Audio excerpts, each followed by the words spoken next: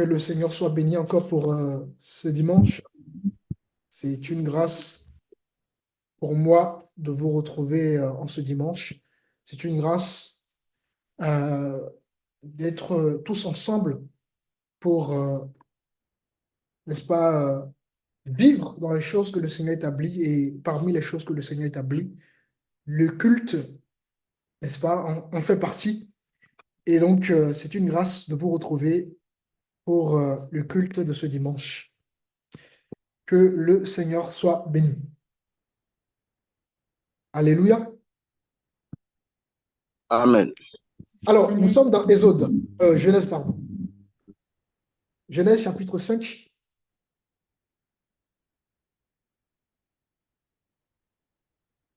Genèse chapitre 5. Si quelqu'un peut lire à partir du verset 21, s'il vous plaît.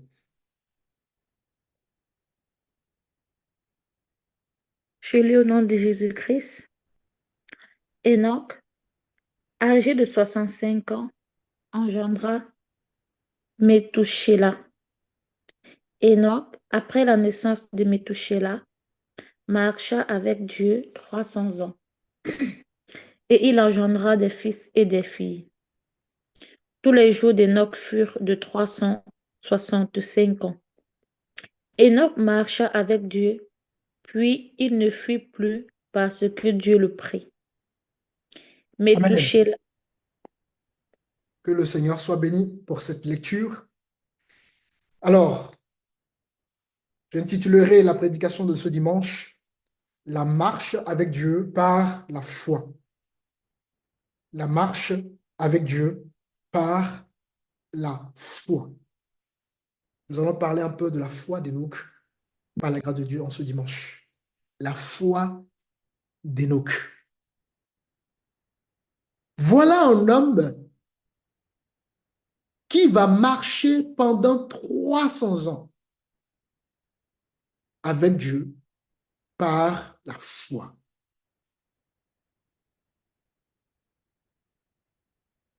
Voilà un homme qui va marcher avec Dieu pendant 300 ans par la foi. Nous sommes dans une génération où les gens ne savent plus ce qu'est la foi. Les gens ne vivent plus ce qu'est la foi. Nous sommes dans une génération où les gens sont plus raisonnés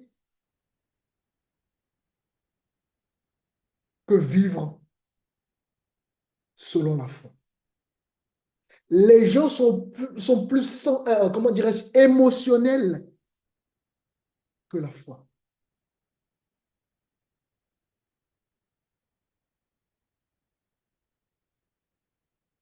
Nous sommes dans une génération où les gens ne savent pas que la marche chrétienne, que la vie chrétienne est une vie de progression. Un peu comme un immeuble. Lorsque vous allez prendre un immeuble, l'immeuble est constitué d'escaliers. Et si vous êtes au dernier étage de cet immeuble, vous avez des marches, n'est-ce pas, à prendre. Pour arriver au dernier niveau de cet immeuble, il faut prendre des marches. En d'autres termes, il vous faut affranchir des étapes.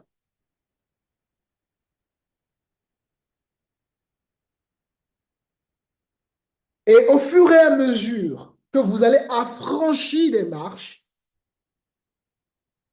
parce que quand on monte les escaliers, ça travaille les muscles, ça travaille les pieds. Et au fur et à mesure que vous allez grimper, marcher dans les escaliers, prendre les marches pour atteindre le dernier niveau, vous allez vous rendre compte que vous n'êtes plus au niveau rez-de-chaussée. Vous allez vous rendre compte que vous avez passé le niveau R plus 1. Vous allez vous rendre compte que vous allez passer le niveau R plus 2. Et subitement, vous allez vous retrouver au dernier étage de cet immeuble, n'est-ce pas? Mais arrivé au dernier appartement de cet immeuble par hasard. Vous êtes arrivé au dernier appartement de cet immeuble parce que vous avez affranchi des étapes, parce que vous avez grimpé des marches, parce que vous avez bravé des obstacles.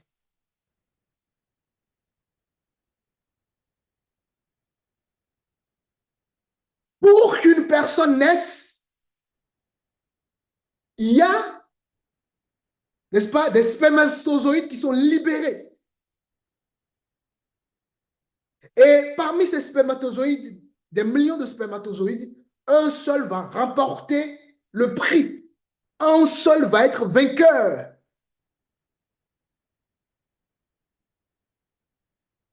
Un seul va atteindre l'ovule. Et une fois un seul remporte le prix, tous les autres spermatozoïdes, n'est-ce pas, vont perdre la vie. Et donc, la naissance de tout un chacun est synonyme d'un combat. C'est parce que j'ai remporté dans le ventre de ma mère un combat. Donc, Dieu a conçu l'être humain de manière à être combattant, combattante. C'est notre ADN, c'est notre conception, c'est notre squelette, c'est notre structure. Dieu nous a créés en étant des combattants dès le ventre de notre mère. Dès le ventre de notre mère, chacun a remporté un prix. Une fois arrivé dans ce monde, il faut remporter des batailles. Il faut se battre. Amen. Tout ça Amen. vous dit quoi? Tout ça vous dit que nous n'avons pas d'excuses dans notre vie. Nous n'avons pas d'excuses pour être des hommes et des femmes de foi. Parce que déjà, dès le ventre de notre mère, nous sommes nés combattants. Nous sommes conçus combattants et combattantes.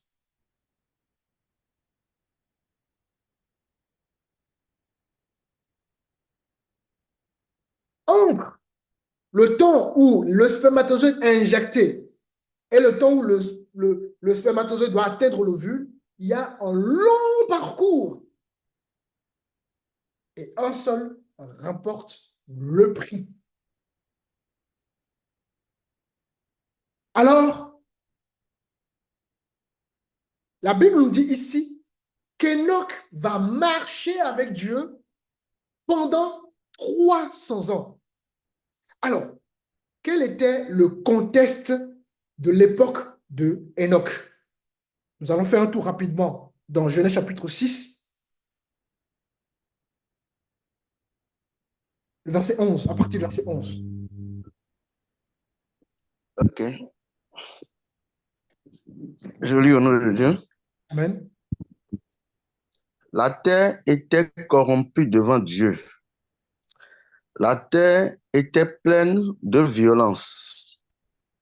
Dieu regarda la terre, et voici, elle était corrompue, car toute chair avait corrompu sa voie sur la terre. Verset 13. Alors Dieu dit à Noé, la vie de toute chair est arrêtée par devers moi, car ils ont rempli la terre de violence. Voici, je vais les détruire avec la terre. Amen. Merci, serviteur. Voilà le contexte de l'époque de Noé. Une époque où les hommes étaient quoi? Corrompus. Une époque où il y avait la dépravation des mœurs. Une époque où il y avait la violence. Une époque où il y avait la mort. Rappelez-vous, Caïn va tuer son frère de sang, Abel. La terre était corrompue devant Dieu. La terre était pleine de violence. Et de violence, évidemment, sous toutes ses formes. Hein. Le verset 12, Dieu regarda la terre et voici, il était corrompu. Car toute chair avait corrompu sa voix sur la terre. Voilà le contexte, l'époque d'Enoch. Est-ce qu'il y a quelque chose de nouveau sous le soleil? Ecclésiaste dit qu'il n'y a rien de nouveau sous le soleil. Ce qui a été, c'est ce qui sera.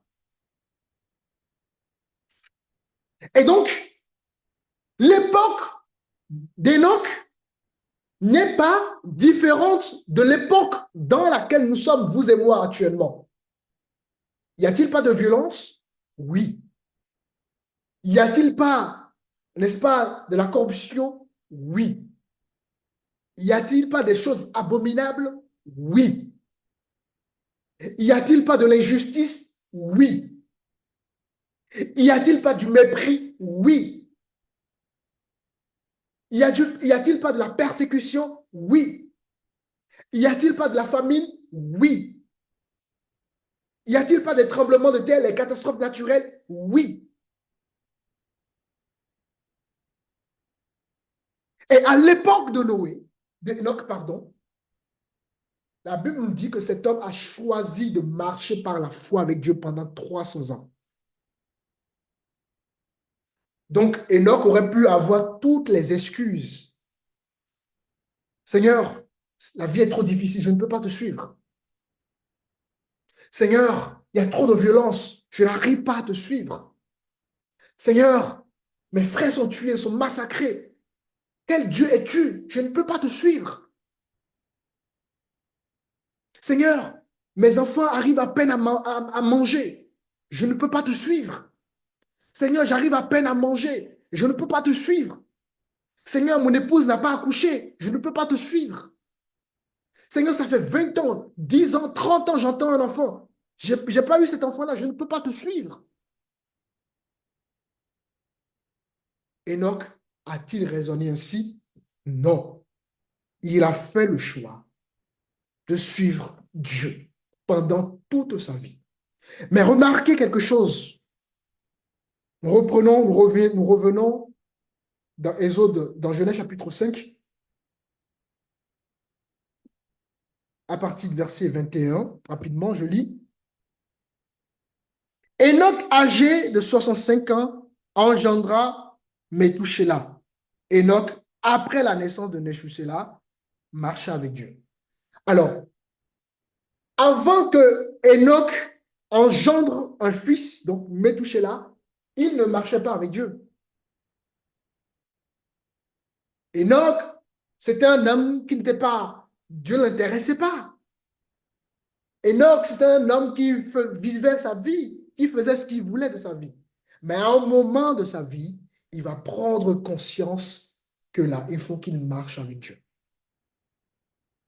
Les amis, à un moment donné de notre vie, nous devons prendre conscience, nous devons nous poser les bonnes questions.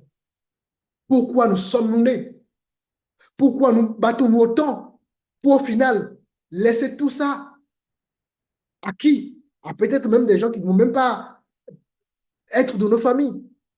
À peut-être même des gens qui vont être paresseux. Nous allons nous battre pour bâtir quelque chose, pour au final laisser toutes ces choses-là.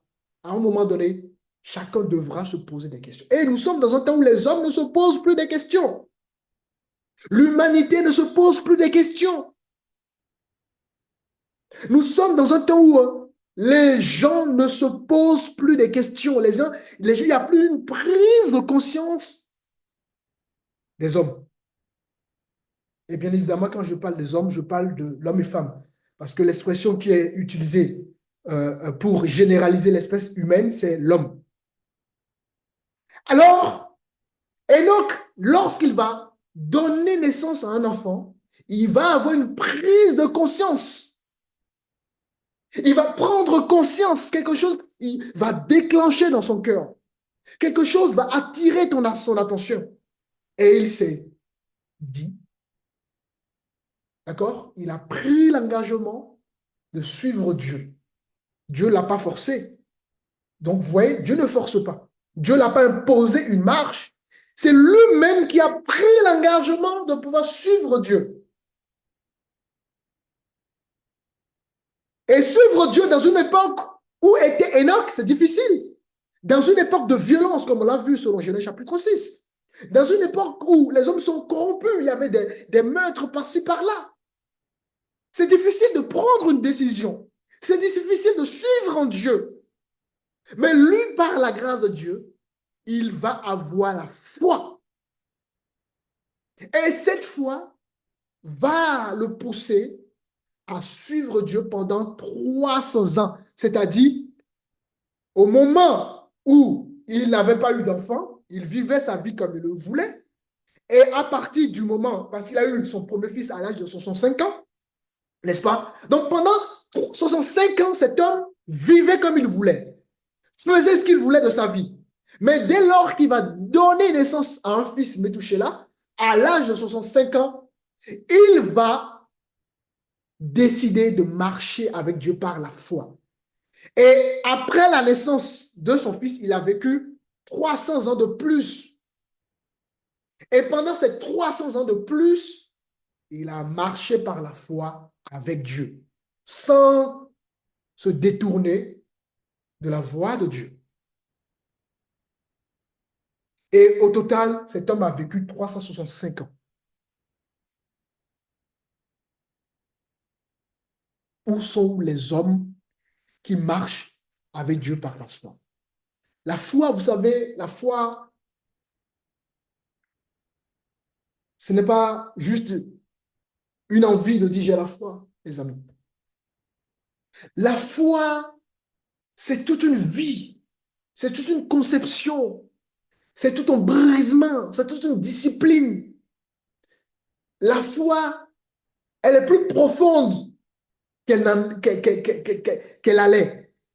Elle est plus profonde que ce qu'on pense. La foi, c'est une dépendance de Dieu. Quand tu dis que tu as la foi, la première chose que tu dois vérifier dans ta vie, est-ce que tu dépends de Dieu? Si tu t'examines, tu te rends compte que tu ne dépends pas de Dieu, c'est que tu n'as pas la foi. La foi, c'est une dépendance absolue, totale vis-à-vis de Dieu. Et comment sait-on qu'on est dépendant de Dieu? Mais lorsque Dieu te dit, tu as peut-être fait 20 ans, 10 ans dans une assemblée où il n'y a peut-être même pas la vérité, Dieu te dit, sors de cette assemblée, est-ce que tu sors? Est-ce que tu pars? Non, j'ai fait 10 ans ici, j'ai dit à mes repères ici, je ne peux pas sortir. J'ai mes cousins, mes neveux ici, je ne peux pas sortir. Quand on commence par raisonner comme ça veut dire qu'on ne dépend pas de Dieu, mais on dépend d'une assemblée. La Bible appelle, Dieu appelle Abraham, Dieu lui dit, le gars il a vécu pendant des années dans son milieu, Dieu lui dit, sors de ta patrie, va vers une terre que tu ne connais pas. D'accord? Donc, à chaque fois que Dieu appelle un homme, Dieu appelle une femme, il va y mettre une séparation. Il va apprendre à ce dernier à vivre conformément à lui, selon ses règles, selon son temps, selon ses principes, selon son fonctionnement. Dieu peut te dire, fais 10 ans en France, demain je ne veux plus que tu vis en France, tu vas au Bénin et tu dois être prêt à partir. Où sont ces hommes? Dieu te dit, non, aujourd'hui tu as peut-être fait 30 ans au Bénin, Dieu te dit, je veux que tu aies fait 5 ans aux États-Unis. Mais il sait pourquoi. Mais non, tu es là à raisonner, non, non, non, moi j'ai toute ma vie au Bénin. Tu as fait 10 ans dans une entreprise. Dieu te dit, sors de cette entreprise. Et pourtant, tu es bien payé. Tu as un bon poste. Les gens t'adultent. Les gens te respectent. Mais quand tu regardes tous ces privilèges, Dieu te dit, sors de cette entreprise. Je veux que tu restes à la maison. Ah Seigneur, Mais j'ai fait 10 ans dans cette entreprise, je suis un responsable. Seigneur, je gagne 1 million, je gagne 2 000 euros, j'ai des véhicules de fonction, je suis respecté dans l'entreprise. Mais tu me demandes de quitter tout ça pour aller rester à la maison sans rien faire. Là, on commence par rentrer dans la profondeur de la foi. On commence par rentrer dans la profondeur de la foi. Parce que beaucoup proclament j'ai la foi, mais n'ont pas une vie qui soit en adéquation avec ce qu'est véritablement la foi. Tu vis dans un milieu, tu as des enfants, machin, tu as un travail, Dieu te dit, abandonne tout ça. Tout. Va ailleurs.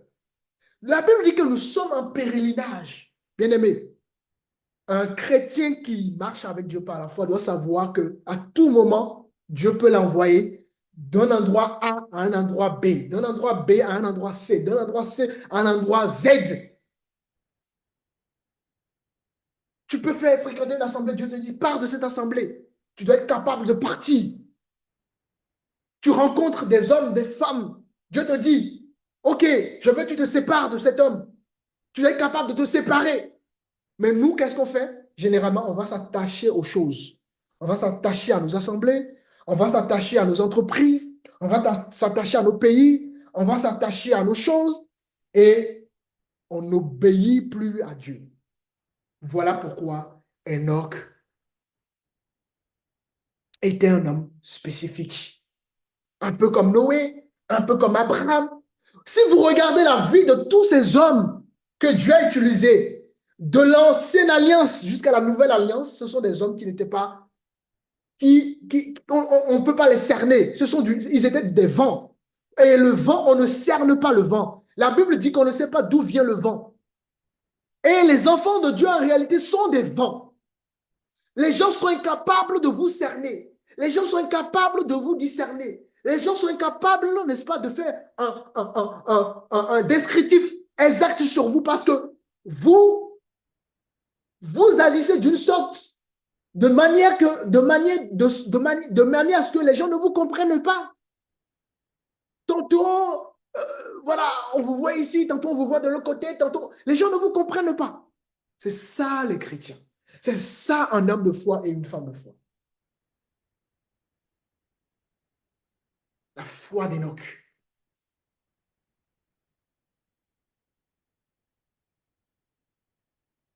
Nous, on va s'attacher, on va être dans les sentiments, c'est mon neveu. Comme c'est mon neveu, non, je ne peux pas. Mais c'est pas. Rappelez-vous, Dieu dit à Abraham de se séparer. Il va garder Lot avec lui. Évidemment, il était dans la marche, il était en train d'évoluer dans la marche. Donc, au fur et à mesure qu'il évoluait, Dieu le transformait. Il va garder Lot. Il a fallu qu'il y ait des événements, qu'il comprenne qu'il faut qu'il se sépare de Lot. Nous, on est là, on va dire, ah non, c'est ceci, ah non, je suis bien, on va raisonner, ah non. Mais imaginez quelqu'un qui travaille, qui a un bon poste, un bon salaire, et Dieu lui dit, abandonne tout ça, va à la maison. Le premier raisonnement d'un être humain, c'est, qu'est-ce que mes enfants vont manger? Vous voyez, manque de foi. Pourquoi manque de foi? Parce que si ce dernier était dépendant de Dieu, il ne dira jamais qu'est-ce que mes enfants vont manger. Parce que Dieu est celui qui pourvoit.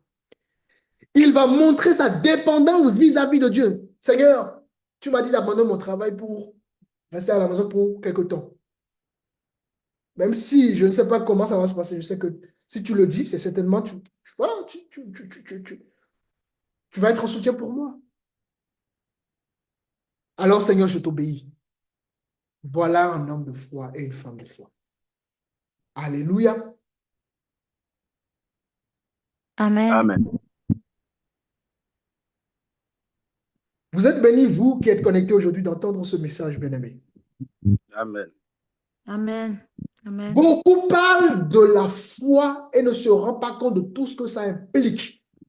La foi, c'est une attitude, c'est un comportement, c'est un mode de vie. La foi, c'est très profond, la foi.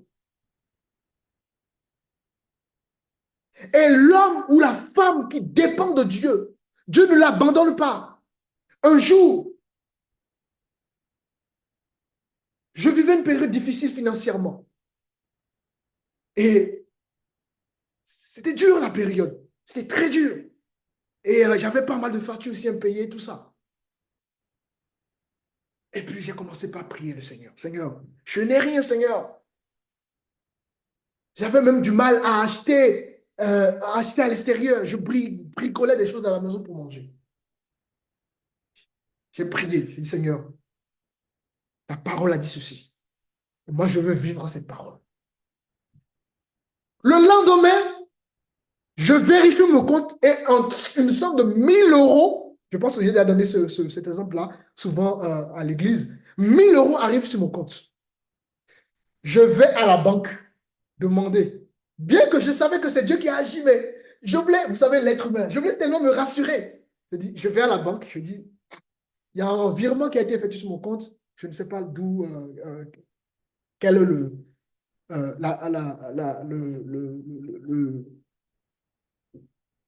qui m'a effectué ce virement-là.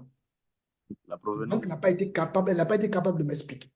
Monsieur, écoutez, nous, on ne sait pas, hein. Voilà ce que Dieu est capable de faire. J'ai pu utiliser ces 1 000 euros pour régler mes problèmes.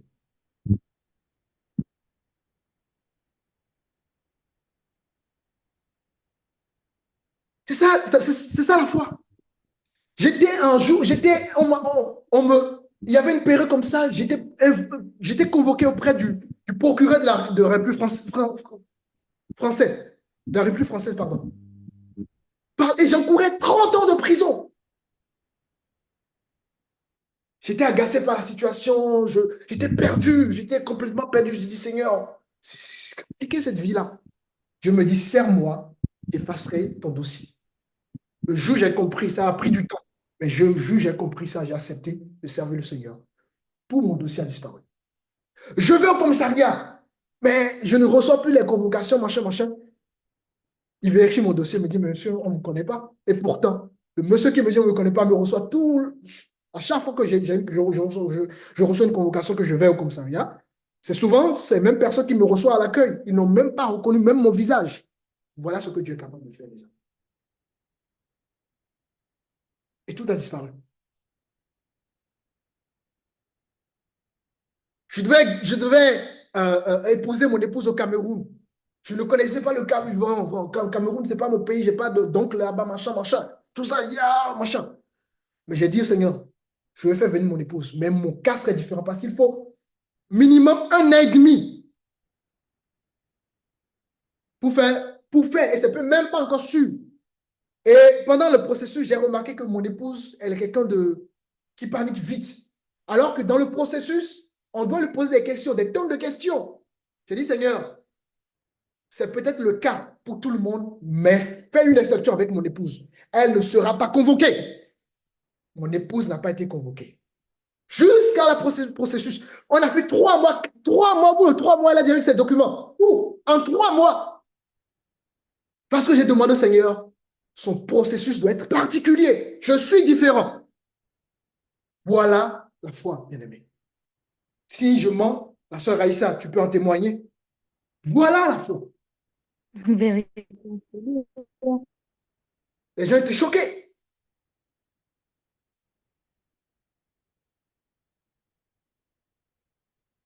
Je pourrais donner tellement d'exemples. Tout ça pour vous dire, bien-aimé, que la foi, c'est une vie. La foi, c'est un comportement. Et nous pouvons voir que Enoch fait le choix de suivre Dieu toute sa vie sans détourner son regard. Pendant 300 ans.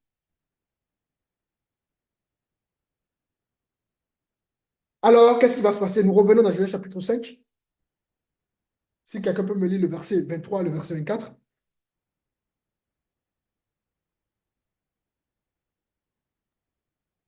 Tous les jours d'Enoch furent de 365 ans. Et donc marcha avec Dieu, puis il ne fut plus parce que Dieu le prit. Dieu le fait quoi? Le prit. Alors, avant de comprendre cette partie, j'aimerais tellement que ça soit bien compris, cette partie.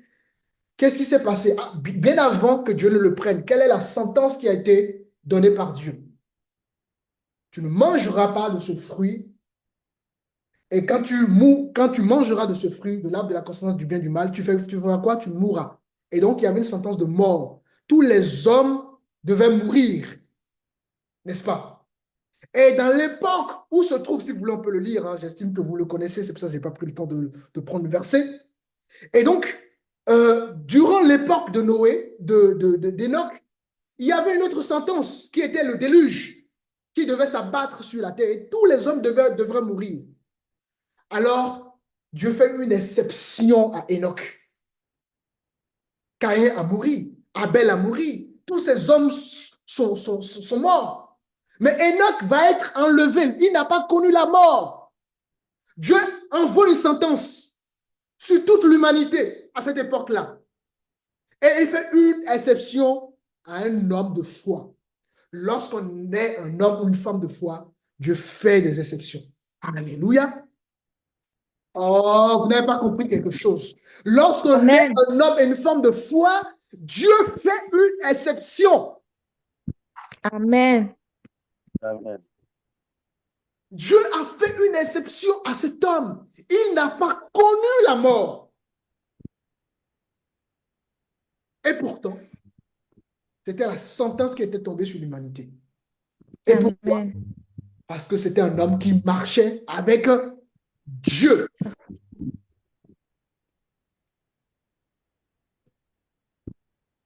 Dieu change ses plans pour les hommes et des femmes de foi. Jacob, pendant qu'il était en guerre avec son frère Ésaü, Ésaü voulait le tuer. Absolument. Jacob va prier, va chercher la face de Dieu, va faire des alliances avec Dieu.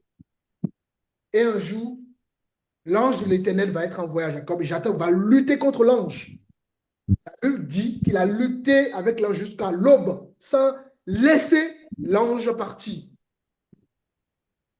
Alors, l'ange lui demande quel est ton nom. Il dit j'appelle Jacob. L'ange lui dit désormais ton nom n'est plus Jacob mais Israël. Amen. Dieu a changé son plan à cause de sa foi. Dieu change son plan pour les hommes et les femmes de foi. Des hommes qui obéissent. Quand Dieu te dit va à gauche, tu dois être capable d'aller à gauche sans t'attacher. Quand Dieu te dit sors de ton pays, quand Dieu te dit va à un endroit pour faire 3 mois, 6 mois, tu dois être capable d'y aller parce que nous sommes en pèlerinage, nous sommes des voyageurs. Nous n'avons pas un endroit fixe.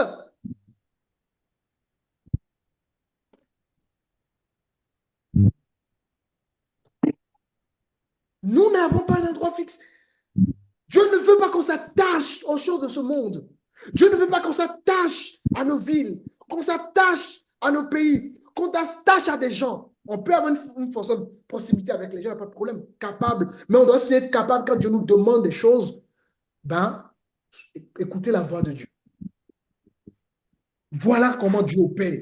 Et dans toute l'histoire biblique, les hommes, on a vu comment Dieu a accompagné des hommes et des femmes. C'était des hommes et des femmes qui ont toujours, d'accord, fonctionné selon la volonté de Dieu.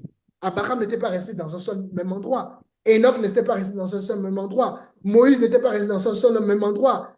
Tous ces hommes que nous connaissons, n'est-ce pas, ils écoutaient Dieu.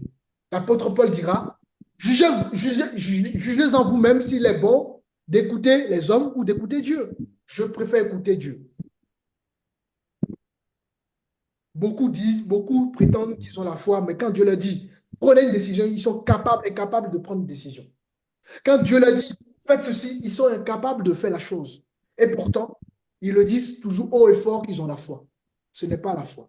La foi, ça nous rend dépendants de Dieu. Nous faisons rapidement une petite parallèle. On reviendra sur Genèse. Nous sommes dans Luc 18.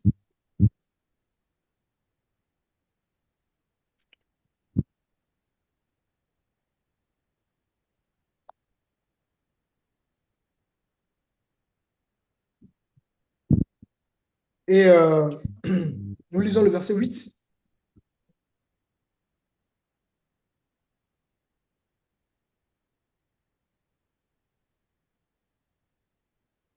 Je lis au nom de Jésus-Christ. Je vous le dis, il leur fera promptement justice. Mais quand le Fils de l'homme viendra, trouvera-t-il la foi sur la terre? Alléluia. Jésus, avant son départ, a déjà prophétisé sur la foi. Il dit, quand le Fils de l'homme reviendra, parce qu'il revient, trouvera-t-il la foi?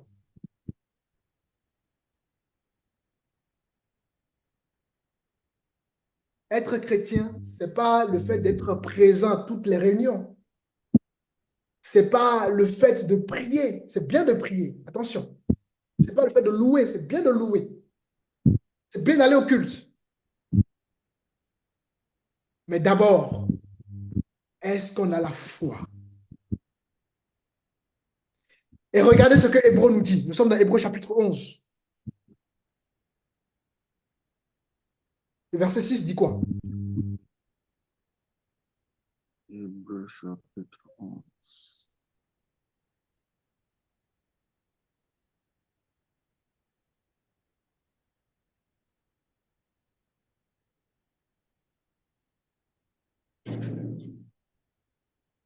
Hébreu 11, le verset 6.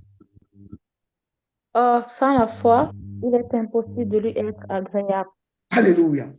Il est impossible d'être agréable. Le Dieu de la possibilité, ici emploie le mot impossibilité. Il est impossible de lui être agréable sans quoi? La foi. Ouais. Donc, qu'est-ce qui va rendre Dieu, qu'est-ce qui va permettre à Dieu que notre vie lui soit agréable? Ce n'est pas le fait d'aller aux réunions. Ce n'est pas le fait de donner la dîme, de donner l'offrande. Avant toutes ces choses-là, c'est d'abord la foi. La foi.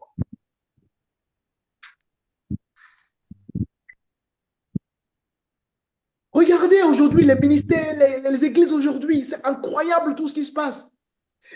On n'apprend plus aux gens ce qu'est la foi. On n'enseigne plus le peuple de Dieu. Tout ce qui intéresse aujourd'hui, ces gourous en guillemets, hein, ces hommes qui prétendent servir Dieu. Vous allez voir un serviteur qui vient dans un moment de prédication, il va parler que de lui. Pendant 1 heure, 2 heures, 3 heures, le gars parlera que de lui.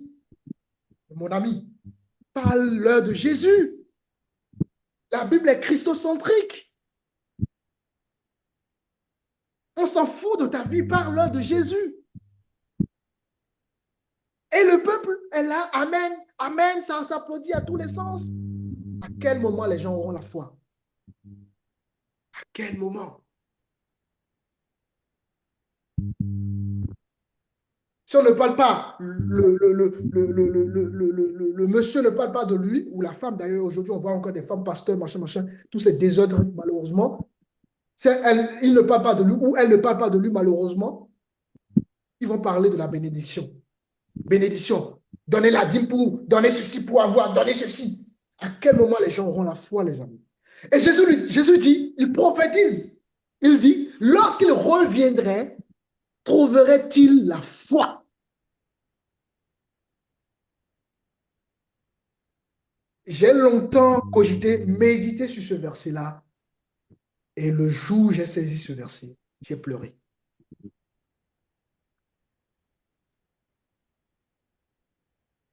La foi.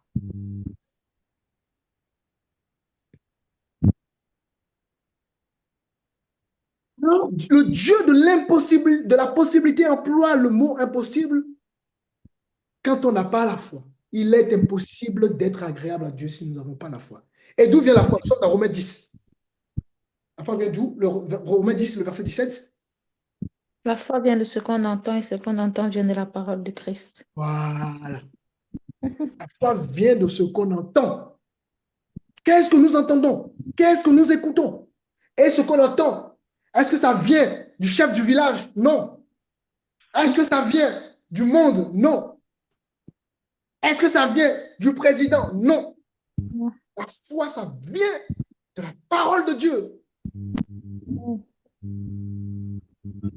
Les gens écoutent aujourd'hui, les gens sont beaucoup plus connectés quand vous allez sur TikTok. Les gens sont beaucoup plus connectés à TikTok que la Bible. Les gens sont connectés à des séries novelas que la Bible.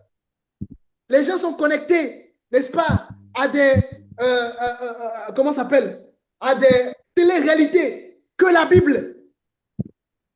Les gens sont connectés au monde que la Bible, que la méditation, que l'enseignement, que toutes ces choses que aujourd'hui, les gens perdent de plus en plus, que les gens négligent de plus en plus. Les gens sont beaucoup plus connectés à la richesse que le ciel. Qu'est-ce que les gens ne sont pas capables de faire pour l'argent aujourd'hui? L'enfant est capable de trahir ses propres parents pour de l'argent. Les parents sont capables de trahir leur propre fils qu'ils sont nés de leur ventre à cause de l'argent. Et l'amour de l'argent, nous savons ce que ça crée. La Bible dit qu'on ne peut pas aimer 2 mètres. Là où on va aimer 1 mètre, on va abandonner l'autre. On ne peut pas aimer 2 mètres. Soit on aime Dieu, soit on aime l'argent. Si on aime l'argent, on va haïr Dieu. Si on aime Dieu, on va haïr l'argent. On ne peut pas aimer 2 mètres à la fois. Le monde d'aujourd'hui, il faut une prise de conscience des chrétiens. Une prise de conscience des hommes qui cherchent et des femmes qui cherchent Dieu. Une prise de conscience que les temps sont durs. Mais heureusement, nous savons que toutes ces choses doivent arriver. C'est pour ça qu'on ne pleure pas. On prie pour que Dieu nous garde. On prie pour que Dieu nous donne même la force dans la persécution. Parce que être chrétien ne veut pas dire que Dieu va nous épargner de la persécution. Souvent, on a ce discours-là, on a l'impression que Dieu peut nous préserver de la persécution. Nos ancêtres qui ont été persécutés, Dieu ne les aimait pas. Les apôtres à qui on a décapité, on les a décapités. On prenait les apôtres, on mettait un pied gauche sur un cheval, l'autre pied droit sur un autre cheval. On envoyait les 2 chevaux dans 2 directions différentes et ils se faisaient déchirer. Les gens ne connaissent pas l'histoire biblique. Dieu ne les aimait pas. Dieu ne les aimait pas. Il faut plutôt prier pour que Dieu nous donne la force que dans la persécution tienne bon. Même quand il faut que nos vies soient détruites en guillemets, il faut qu'on ait la force de ne pas renoncer à notre foi. Parce que être chrétien ne veut pas dire que Dieu va nous épargner des choses que nous voyons dans le monde. Ça, c'est une fausse évangile, ça. C'est un faux évangile, pardon. L'apôtre Pierre a été décapité, l'apôtre Jean a été décapité. Ce sont des hommes. Étienne a été lapidé. Et pourtant, le Seigneur les a utilisés puissamment. Mais jusqu'à leur mort, ils n'ont pas abandonné Dieu. Et pourquoi, selon vous, bien-aimés? Parce qu'ils avaient la foi. Ils connaissaient le Dieu qu'ils adorent. Jésus le dira dans Jean chapitre 4. Vous ne connaissez pas le Dieu que vous adorez. Nous connaissons le Dieu que nous adorons. Il est important, capital et vital de connaître le Dieu qu'on loue. Mais pour connaître Dieu, c'est au travers de la foi.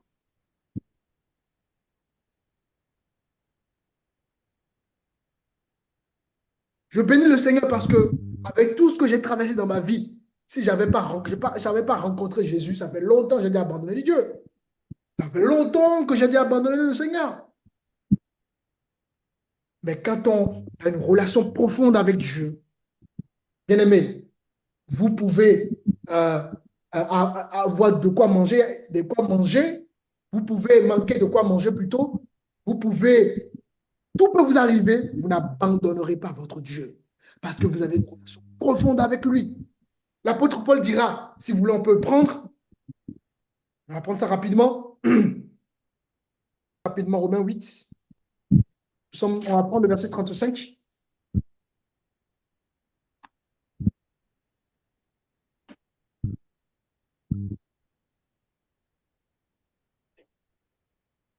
Ok.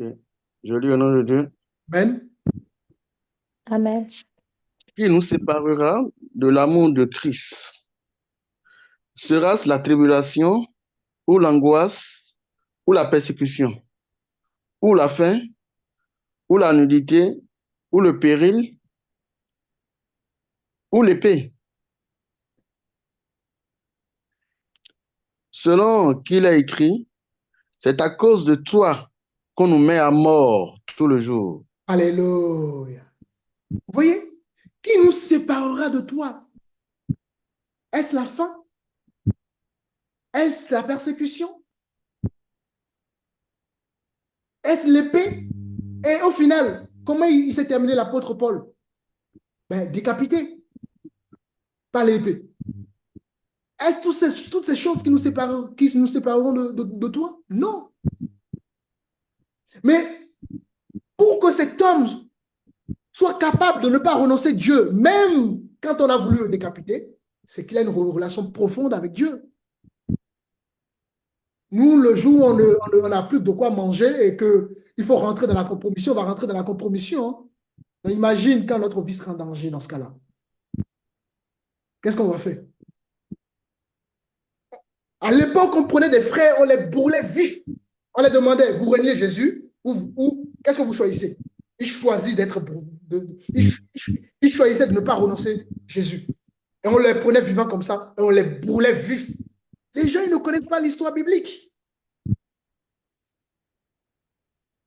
Ces hommes, regardons le cas d'Étienne. Regardons, nous sommes dans Actes chapitre 2, 17. Et on peut prendre un petit verset, on ne va pas tout lire, on va prendre uniquement le verset 57. Bon, après, vous pouvez tout lire après par la suite. Acte combien? 7 ou 17? Partie verset 57. Ok. Je lis au nom de Dieu. Amen. Acte chapitre 7, verset 57. Il poussait alors de grands cris en se bouchant les oreilles. Et il se On va précipitait. encore aller, prends plutôt pour bien comprendre, 55, comme ça on va bien comprendre. Mais Étienne, rempli de Saint-Esprit et fixant les regards vers le ciel, vit la gloire de Dieu et Jésus debout à la droite de Dieu. Et il dit, voici, je vois les cieux ouverts et le Fils de l'homme debout à la droite de Dieu. Il poussait alors de grands cris en se bouchant les oreilles, et ils se précipitaient tous sur lui, le traînaient hors de la ville et le lapidaient. Les témoins déposaient leurs vêtements aux pieds d'un jeune homme nommé Saül, et ils lapidaient Étienne qui priait et disait, Seigneur Jésus, reçois mon esprit. Puis, s'étant mis à genoux, il s'écria d'une voix forte, Seigneur, ne leur impute pas ce péché. Et après ces paroles, il s'endormit. Amen. Oui. Voilà un homme qui se faisait lapider. Vous savez ce que c'est que la lapidation à cette époque? On prenait des cailloux, des Yeah. pierres. Et les pierres étaient très, très lourdes, hein, pas les cailloux, vraiment des pierres. Et on prenait les pierres, on lançait sur lui. D'accord? Toute une foule lançait la pierre sur lui jusqu'à son décès. On l'a lapidé avec des pierres. Vous vous rendez compte? Et dans la douleur, le gars arrive à trouver la force de demander à Dieu de les pardonner. Et pourtant, sa vie était en péril. Et il a demandé à Dieu de ne pas imputer ce péché à ce peuple-là. Vous voyez un homme de foi? C'est ça la réalité de la foi. La réalité de la foi, c'est pas quand tout le frigo est blindé. La réalité de la foi, c'est pas quand tout va bien. La réalité de la foi, c'est pas quand tout le monde est en bonne santé. La réalité de la foi, c'est pas quand on est en s'entend avec tout le monde. La réalité de la foi, c'est le contraire de tout ça. C'est ça la véritable foi. C'est facile quand le frigo est blindé de dire Seigneur, je te loue, tu es grand, tu es merveilleux, tu es ceci. Ouais, oui, le frigo est blindé, j'ai de quoi manger. Mais quand le frigo est vide, est-ce que je suis capable de louer Dieu avec joie? Est-ce que je suis capable de glorifier Dieu? Est-ce que je suis capable d'aller voir mes frères? Est-ce que je suis capable de soutenir mes frères? Est-ce que je suis capable de me rendre disponible pour mes frères? Est-ce que je suis capable de chercher Dieu? Est-ce que je suis capable de jeûner? C'est ça la foi.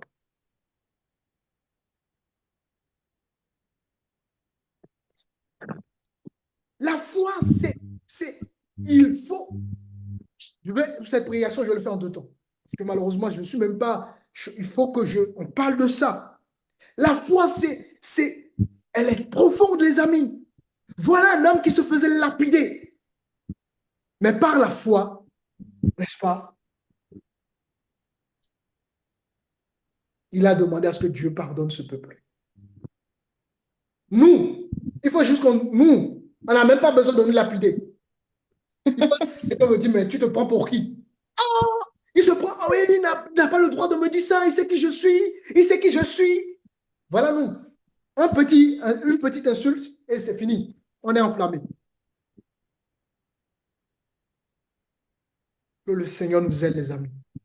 Alors Jésus dira, à son retour, trouvera-t-il la foi en un particulier? Est-ce qu'il y a encore des hommes qui ont la foi d'Enoch? Dieu nous appelle à avoir la foi d'Enoch. Enoch va prendre la décision de marcher avec Dieu pendant 300 ans, alors qu'il y avait une sentence sur l'humanité. Et Dieu, à cause de la foi d'Enoch, va faire une exception. Dieu, à cause de la foi de Jacob, va faire une exception. Dieu, à cause de la foi de Moïse, va faire une exception. Dieu, à cause de la foi de David, va faire une exception. Dieu fait une exception vis-à-vis de ses enfants, vis-à-vis de ses filles et de ses fils. Élie, c'était un homme que Dieu a puissamment utilisé, l'onction d'Élie. Je ne vois, il n'y a même plus d'hommes aujourd'hui qui manifestent l'onction d'Élie à notre époque. L'onction que Élie a reçue, c'était terrible. Alors regardez ce qui va se passer. Nous sommes dans un roi.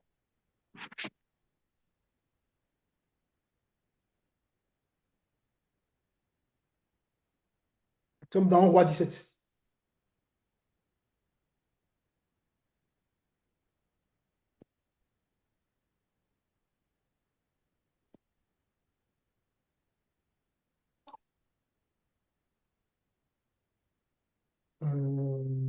Un problème avec ma Bible.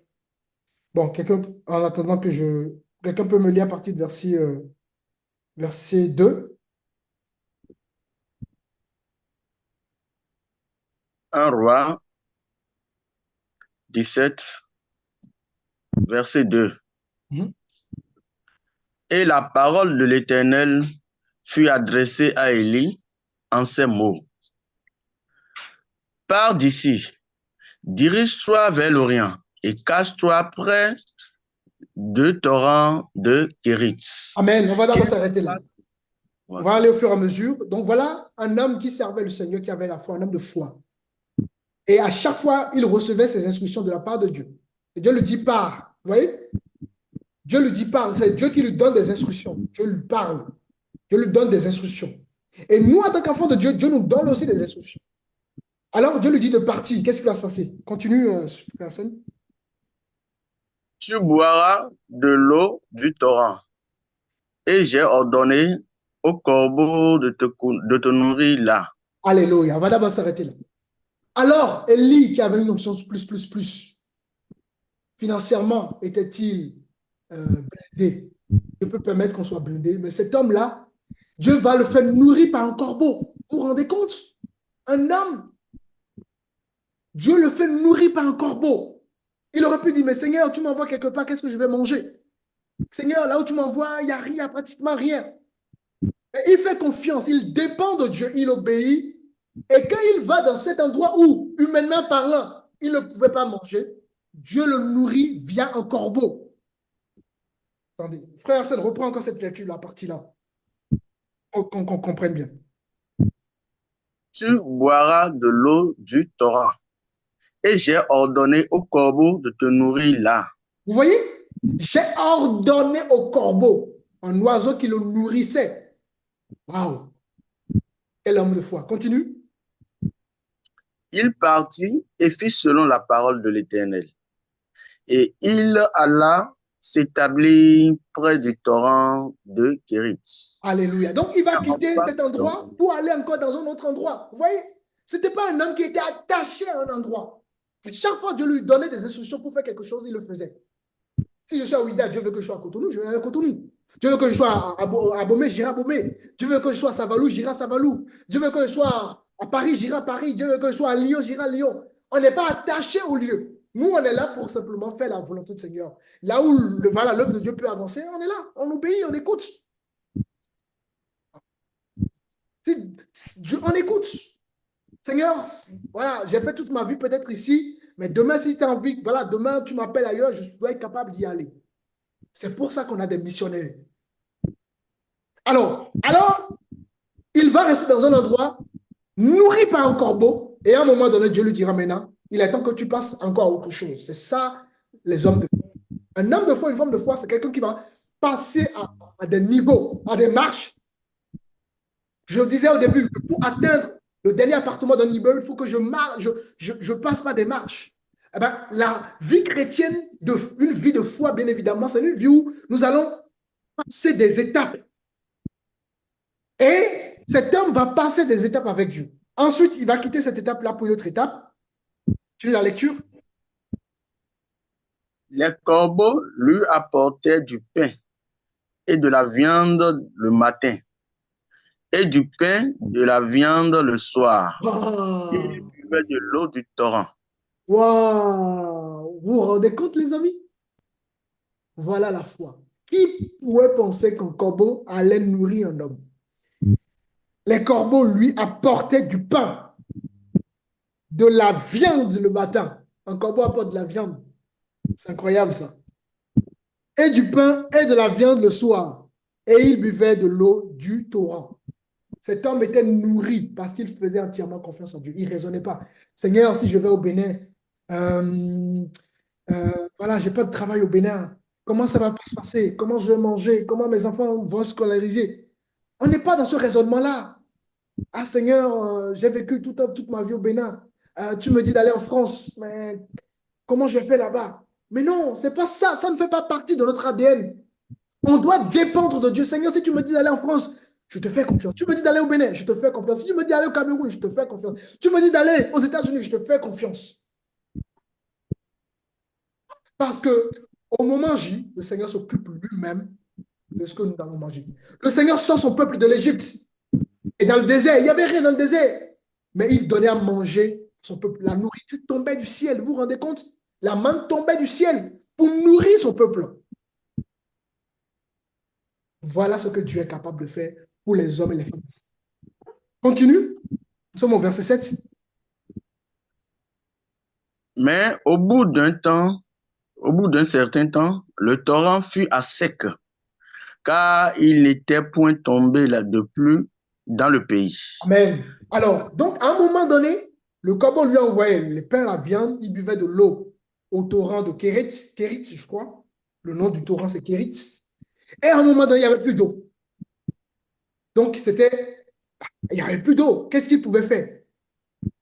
Regardez, ça nous enseigne beaucoup de choses. Il n'y avait plus d'eau. Et quand il n'y a plus d'eau, qu'est-ce qu'on fait? Alors, continuons la lecture. Alors la parole de l'Éternel lui fut adressée en ces mots. Lève-toi, va à Sarepta, qui appartient à Sidon, et demeure là. Voici, j'ai ordonné à une femme veuve de te nourrir. Alléluia. Incroyable. Là où il y a l'eau, c'est l'image de la vie. Là où il n'y a plus la vie de l'esprit. Peut-être qu'on est une assemblée, il n'y a pas la vie de l'esprit. À un moment donné, il faut partir. Là où il n'y a plus la vie, bon, tout tourne en rond. Toi-même, tu es conscient que les choses tournent en rond. Ça tourne en rond, ça ne marche pas. Toi-même, tu es en train de perdre du temps, tu es en train de diminuer, tu n'évolues pas. On ne t'enseigne pas de nouvelles choses. Tu manges toujours la même chose. Quand tu manges si tu manges que du riz tous les jours, à un moment donné, tu vas te constiper, tu vas être constipé. Mais tu manges que la même chose tout le temps, tout le temps, tout le temps, tout le temps. Oui, parce que j'ai fait 10 ans ici. Élie aurait pu dire, mais je vois, j'ai dit à ma vie ici, en plus, je suis nourri gratuitement par le corbeau, machin. Élie est passé à une autre étape. Et cette étape-là, Dieu l'envoie vers une femme veuve pour le nourrir.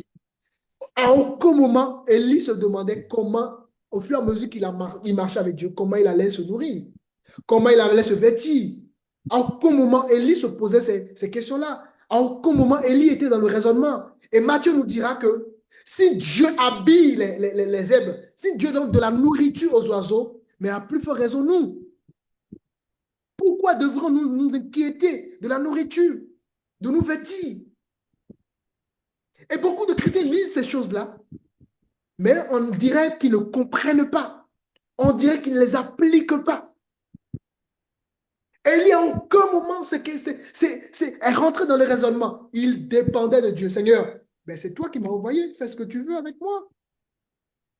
Je suis à ton service. Voilà un homme et une femme de foi. Nous, on est là, on va s'attacher tellement aux choses, on s'attache au matériel, on s'attache à des humains, et puis on n'avance pas. Pour avancer, il faut apprendre à passer à autre chose. Il faut apprendre à Dieu. Dieu, c'est un Dieu de changement. Ce n'est pas un Dieu qui reste dans la routine. Nous avons un Dieu de renouvellement. Et il faut apprendre à renouveler sa vie, à renouveler son comportement, à renouveler sa pensée, à renouveler ses décisions, à renouveler ses projets pour avancer avec Dieu. Moi, avant de commencer le ministère, j'avais fait une étude dans le bâtiment. Je suis passé du bâtiment ensuite à la comptabilité. J'ai fait de la comptabilité. Ensuite, je suis passé de la comptabilité à l'informatique. Tout ça parce qu'au fur et à mesure que moi, j'évoluais dans le ministère avec le Seigneur me montrait ce qu'il attendait de moi. Moi, avant, je voulais tellement faire le bâtiment, ensuite, je voulais tellement être comptable, mais Dieu ne m'attendait pas forcément dans la comptabilité. Mais toutefois, ce sont des compétences qui me servent aujourd'hui. Il m'a fait passer par ces choses-là pour que j'acquière des compétences. Maintenant, il ne m'a pas poussé à rester dans ces choses-là. Et ces compétences, aujourd'hui, je peux les utiliser pour son œuvre. Mais nous, non. Ah, j'aime mon travail, je suis bien, je suis en CDI, donc je ne veux pas changer. Alors que non, Dieu t'a fait peut-être passer par une entreprise pour que tu apprennes des choses, pour que tu aies des compétences, ou bien pour que tu aies des relations. Ensuite, Dieu te fera passer par autre chose pour que tu évolues. Et tes relations ou les compétences précédentes vont peut-être t'aider dans ta nouvelle vie. Mais pour ça, il faut être un homme et une femme de foi. Je vais faire la deuxième partie parce que j'ai déjà dépassé l'heure. La prédication d'aujourd'hui, je vais le faire, je vais continuer là, dans la deuxième partie dimanche prochain, si Dieu le permet. Pour finir là-dessus, cette partie, la première partie, voilà, bien-aimés, Dieu nous appelle à être des hommes et des femmes de foi. Et être un homme et une femme de foi, ça implique une vie. Ça implique des comportements, des attitudes, une mentalité, une discipline, l'obéissance, la dépendance vis-à-vis de Dieu. Les temps qui arrivent sont des temps qui vont être... Les temps ne vont pas s'arranger. Hein.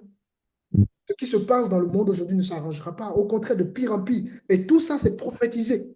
Tout ça, c'est annoncé. Et nous avons de l'espérance. Pas comme les gens qui sont aveugles, qui n'ont pas d'espoir. Et nous, on a tendance encore à vivre comme les gens du monde. On fonctionne comme les gens du monde.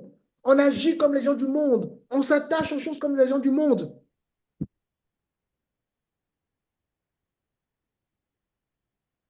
Dieu nous appelle, comme il le dira, quand il reviendra, trouvera-t-il la foi? Dieu nous appelle à revoir notre foi et à y travailler davantage. On verra donc un peu plus d'autres détails dimanche prochain, si Dieu le permet. Alléluia. Amen. Amen. Que Dieu soit béni.